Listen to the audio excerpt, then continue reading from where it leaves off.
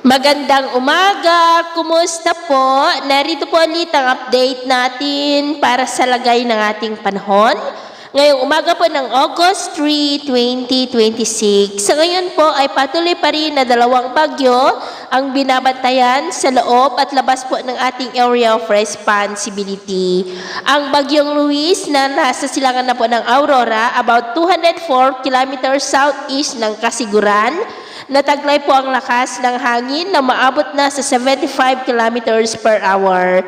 At ang Super Typhoon Dolphin naman na nasa silangan po ng Taiwan at nagbabanta na po iyan na dadapli sa northeast tip boundary ng ating area of responsibility at kung sakali po na makapasok ang sentro nito dito sa PAR ay tatawagin po iyan sa local name na Bagyong Maymay. At sa atin naman pong wind map forecast, ngayong araw po ay nagsisimula na lumakas ang habagat at ang Bagyong Luis naman ay hinihila ng Super Typhoon Dolphin palayo po dito sa ating kalupaan. At bukas o sa Miyerkules, mawala na rin po ang Bagyong Luis, kasabay naman yan ang lalo pa na paglakas ng habagat na siya pong patuloy na magdudulot ng mga pag-uulan dito po sa ating bansa hanggang pa sa mga susunod na araw.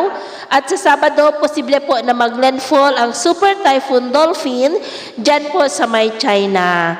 At sa ngayon po, dahil kay Bagyong Luis ay nakataas ngayon ang Tropical Cyclone Wind Signal number 1 sa may Polillo Islands, Camarines Norte, the northern portion po ng Camarines Sur sa may Karamuan, Garchi, Torena, Lagonoy, Tinambak, Siruma, ganon din po sa northern portion ng Catanduanes, sa may Pandan, Caramoran, Bagamanok, Panganiban at Viga. At sa ilang bahagi naman ng Cagayan Valley, Cordillera, Extreme Northern Luzon, Central Luzon, Metro Manila, Calabarzon, Calapan, Legazpi, Sorsogon, Masbate, Mamburao, Palwan, Abra de Ilog, Sablayan, Hiniguran, Bacolod, Maasin, San Isidro, Catbalogan, Calbayog, Dinagat Island, Sultan Kudarat, at Sarangani ay makakaranas po ng cloudy skies with isolated rains. At mamaya po ay sisikat naman ang araw sa ilang bahagi ng ating bansa, pero dahil po sa habagat at Bagyong Luis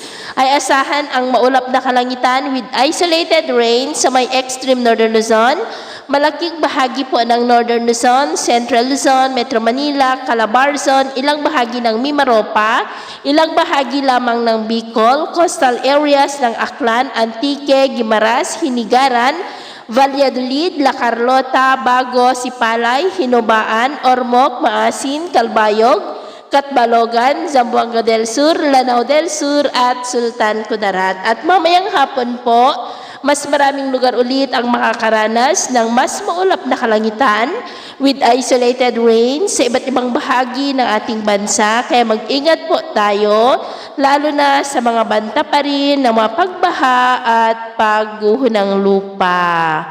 At sa atin naman pong mga baybayin, maalon po ngayon sa seaboard ng Davao Oriental. Ang mga alon po ay posibleng aabot hanggang sa 2 to 2.5 meters height. Hanggat maaari po, ay iwasan na muna natin ang papalaot sa nabanggit na baybayin para po mas makaiwas sa mga sakunang pangkaragatan. So, yun po ang latest update natin sa araw na ito. At ako po muli si James na nagsasabing, sa kahit na pagsubok po na darating sa ating buhay, huwag po tayong mawawalan ng pag-asa. Thank you and God bless!